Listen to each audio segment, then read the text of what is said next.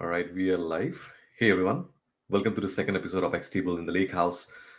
Through this new series, we want to talk about Apache XTable project and the value it brings to the overall Lakehouse architecture. So while we'll keep our focus on Xtable, we'll also take this opportunity to talk about some of the nuances of table formats like Apache Hudi, Iceberg, and Delta Lake. I'm your host for this series, and today we'll be joined by Matthias and Stefan from AWS Solutions team, and they'll be presenting about how to use Apache XTable on the AWS ecosystem using things like AWS Lambda, Glue, MWAA to basically convert these table formats into one another. And we'll also see a demo from them in this. So without further delays, let's get started. Great that you're around to our session Apache XTable on AWS and how to efficiently convert between open table formats. So I guess many of you already wanted to convert from format A to B. You already had your gigabyte to terabyte sized Hudi table and asked yourself, how can I efficiently, for instance, go to Iceberg without doubling storage? Apache XTable is one novel solution in this space which gives us an answer to exactly this problem. And in this session, in the next couple of minutes, we show you how to get started with Xtable on AWS. My name is Stephen, and I'm a Senior Solutions Architect with AWS based out of Germany. And hi everyone, my name is Matthias. I'm also a Solutions Architect at AWS, and I try to digitalize the German manufacturing industry. So let's take a brief look at our agenda and what to expect in this session. We'll be starting off with a background on why we actually want to have interoperability between open table formats. Then we will be presenting Xtable in a nutshell for those who don't know the project. And lastly, the main part of our presentation, show you a couple of ideas how to deploy Xtable on AWS and how to integrate it with your data pipeline. But first, 2 steps back, why do we actually have the need for interoperability? Right now, a big movement we see in the analytics space is the adoption of the so-called data lakehouse. We want to build a data platform that combines the strength of both data warehouse with the one of the data lake. We want to have asset and performance at scale together with the cost efficiency and flexibility that we like about data lakes. And in terms of storage technology, very much open table formats are adopted to achieve exactly this. If you will, they have become the storage backbone of the so-called data lakehouse. And the 3 prominent examples that I think many of you know are Hudi, Iceberg, and Data Lake, which give us exactly the asset, which give us the strong schema consistency guarantees, and other goodies like, for instance, time travel. But now, why do we actually think about converting between these? Why do we want to have interoperability between these? As a matter of fact, modern data platform typically does not comprise of a single service. You have a bunch of services from different vendors which you want to combine and integrate with each other. And you figure out that, at least right now, you see different levels of OTF support across those services. And in order to make the best of everything that you have, you need to have your data set existing in multiple formats at the same time, or at least readable at the same time. Another reason is that you might want to go through a technology change and migrate an existing data real estate of hundreds or thousands of tables from one format in an efficient way to another format. And lastly, you might be running a data pipeline which based on its data write and read patterns, for which it's a good idea to combine different formats. For instance, in the streaming world, we see this where historically Hudi was a lot favored because for its strengths in capturing and writing streaming data. Whereas Iceberg is a lot favored for serving because of its partitioning capabilities. And now we ask ourselves how we can efficiently combine multiple formats in a single pipeline, with the consequence that we need to have a conversion and migration mechanism in this pipeline in place. But now, of course, as always in IT, there's challenges, and so there are challenges in converting between open table formats. For instance, if you do it, very naively or simply, what you might do is just to duplicate your data set and have it existing multiple times in parallel in different formats. You reread, reprocess, and rewrite your data set just to have it existing not only in Hudi but also in Iceberg. And the implications of this are multiple. not only you might face compute overhead for this duplicate writing, but also for sure you have storage overhead. And also you need to ensure that the mechanisms you use to have your data assets existing multiple times in different formats, you need to have something in place that ensures that those tables stay in sync, because you only have one version of the truth. You only want to have one version of your table, no matter if you read in Iceberg, Delta Lake, or Hudi, or whatever. And the solution to exactly this problem, and to make this your life way easier, is Apache XTable. It is an incubating Apache project which I already said a couple of times, allows for efficient conversion between open table formats. And it does this by just translating the metadata layer of the open table format, which all of them have in common. All of them have a data layer and a metadata layer. And the great thing is, it does the conversion by just processing the metadata layer while keeping the data layer completely unchanged. Unchanged means also no redundancy, no redundant data here. Giving you an example, let's assume we want to convert from Delta Lake to Iceberg.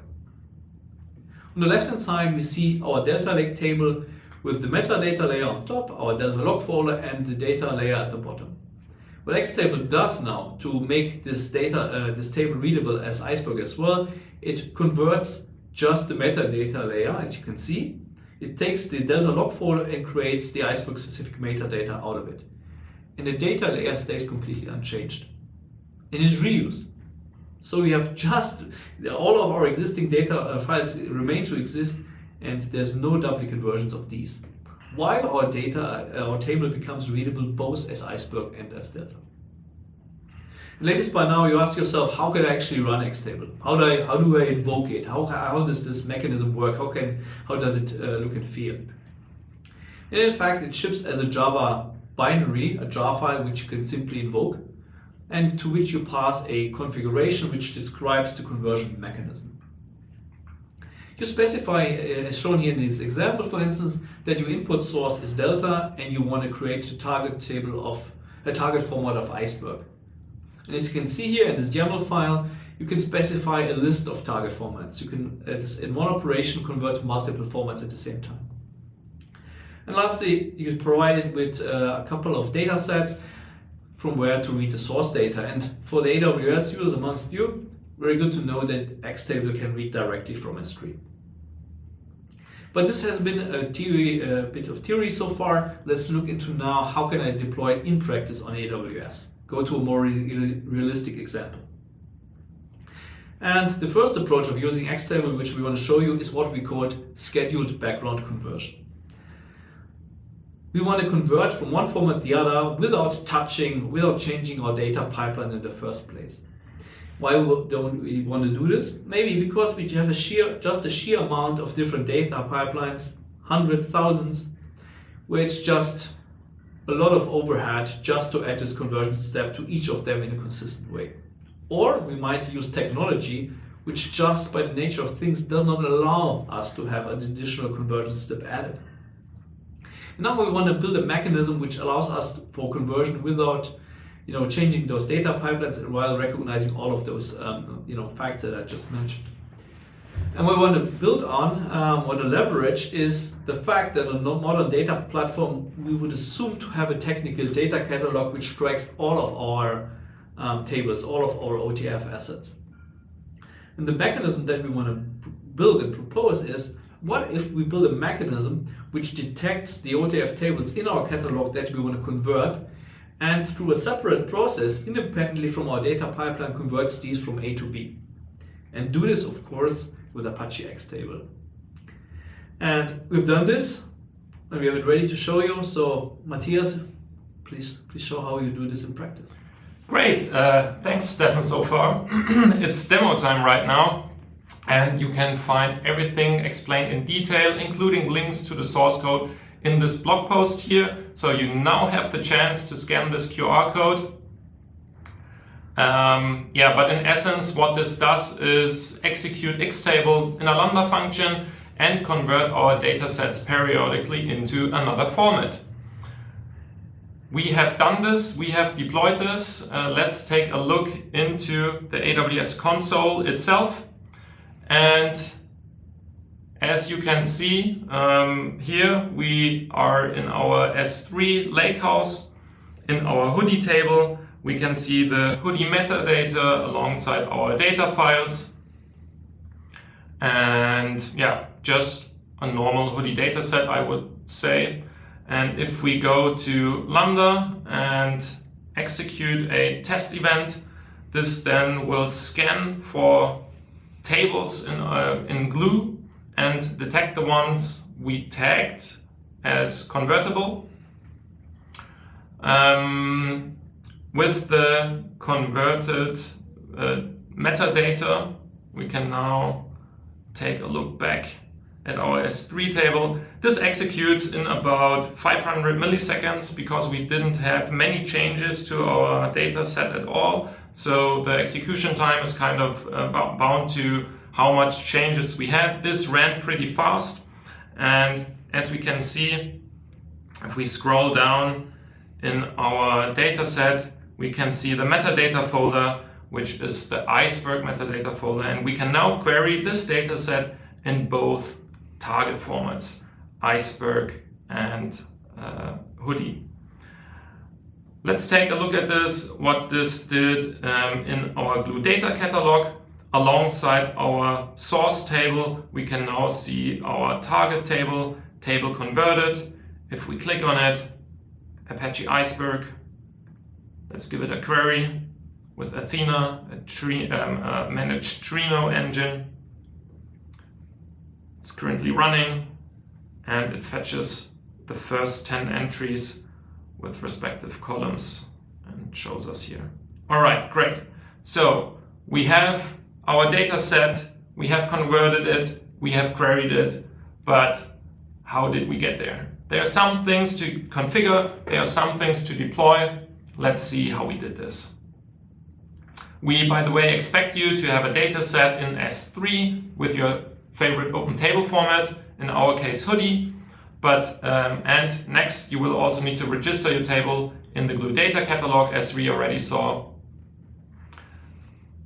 Again, this is how this could look like here.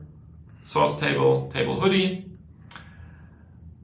And specifically, you will also need to set the table properties, Xtable table type, here set to Hudi, and Xtable target formats, here set to Iceberg.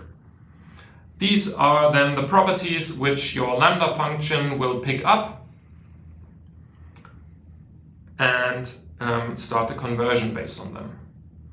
Let's look at the Lambda function itself. There are two Lambda functions, a detector function and a converter function. The detector function looks like this. Calls first get convertible tables. It paginates over the whole database we pass here and searches for the parameters Xtable, target formats, and Xtable table type. If they exist, these will then create an event and forward it to the converter function, just with Lambda client, invoke, and passing the event as a JSON dump. The converter function receives the event and with this Xtable sync call then calls the Xtable command line, as Stefan showed already, as a Java library. We built here a small wrapper in Python as a convenience function with JPipe in the backend, a third-party library which handles all the Java virtual machine details for you. But yeah, that's as easy as it can look like with the Xtable sync, passing the dataset config and the catalog config, also telling here where it can find its jar files. The conversion gets triggered. Let's also take a look at the execution results here of our Lambda function, of our converter function in this log stream. And as it looks like, end report, yep, everything went well. And yeah, it took here now 7,713 milliseconds. Looks good. Okay. If we take a look at this architecture-wise, this is how it looks like. We have our Amazon S3 data lake, an OTF table in there, a Glue data catalog, and 2 Lambda functions, and an Amazon event bridge scheduled call. So this we call a background conversion mechanism, which you can, for example, deploy in parallel to your existing data pipelines. Yeah, as Stefan already mentioned, use cases for this could be a data pipeline with requirements to data freshness. We would not want to add yet another data pipeline step and add more latency to that. If we have many data pipelines, we would also have to adjust each and every one of those. Our data pipelines could not have the ability to run Xtable. Xtable is a Java library, so we have to prepare our environment to be able to call Java libraries.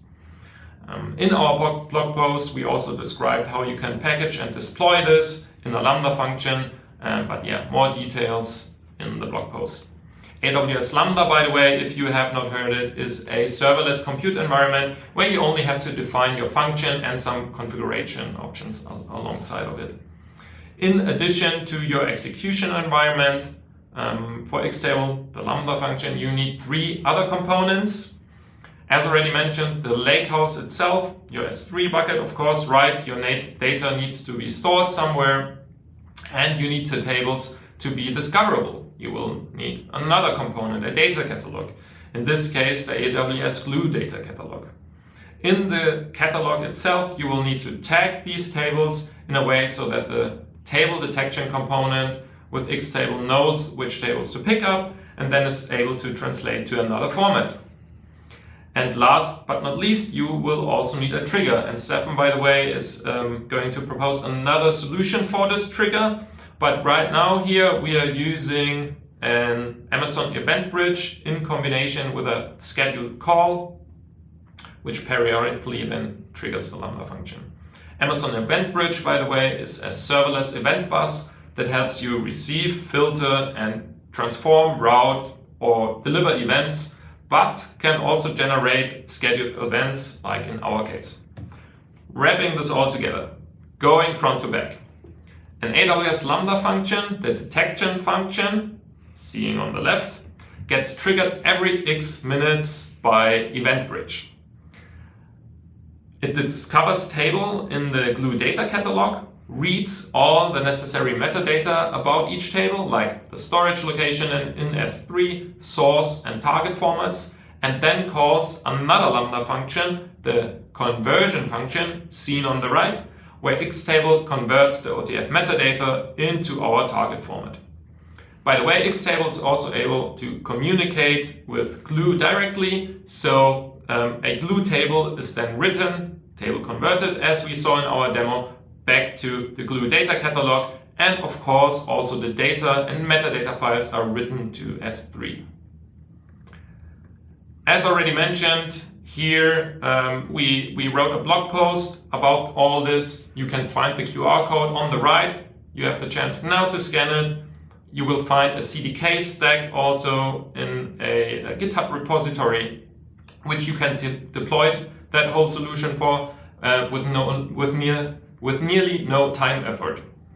CDK automatically also builds a Docker image Lambda function, including the Xtable in your execution environment. So, to conclude the session, let's look into an alternative mechanism. And we call it reactive event-based conversion. So now our goal is to minimize the time until which our data set is available in our new target format, because we have potentially higher data freshness requirements. Let's assume again we have our transformation engine or data pipeline which creates our OTF table in the source format. What we now want to do is, on each and every transaction to our OTF table, which results in new data, we want to trigger event-driven and conversion step. And in our approach, we make use of the capabilities of the cloud that cloud object storages like Amazon S3 have, which is to emit events once new files are written or modified. On Amazon, you can do this as follows. You can configure Amazon S3 to emit so-called object events to Amazon SNS, which is a managed messaging service. And then based on those events, we want to reuse the Lambda function, which contains Xtable, to perform the conversion step. So once, for instance, a new transaction to our Hudi table is written, an event is emitted from S3 to SNS, which then triggers the Lambda function, which does the conversion. And through this, we can potentially get a higher data freshness than in the previously shown approach, which runs maybe every other minutes or hourly basis. So you have seen that Apache XTable allows for efficient conversion between open table formats. And we've seen there's a lot of different deployment options on AWS, which very much depend on your own creativity. Just to mention two others besides the one that we have shown before, of course, you can also run Xtable in an operator for Apache Airflow, which is a popular data pipeline orchestration engine. And of course, you can also run it, if your job allows, as a step in a Spark job, like for instance on Amazon EMR. So I hope you have enjoyed it. Really encourage you to try it out yourself, and see you soon. Was a pleasure. See you. Ciao. Thank you so much, Matthias and Stephen, for this insightful talk. I think this will be really beneficial for our viewers who would like, to think about interoperability as an aspect of their lakehouse. And so thank you so much for our viewers as well for joining us today. And this is an asynchronous section, so we will basically take the questions that you might have as part of the comments in LinkedIn. So feel free to post it over there, and we'll be sure to get it answered in a couple of days. So until the next one, I'll see you. Bye.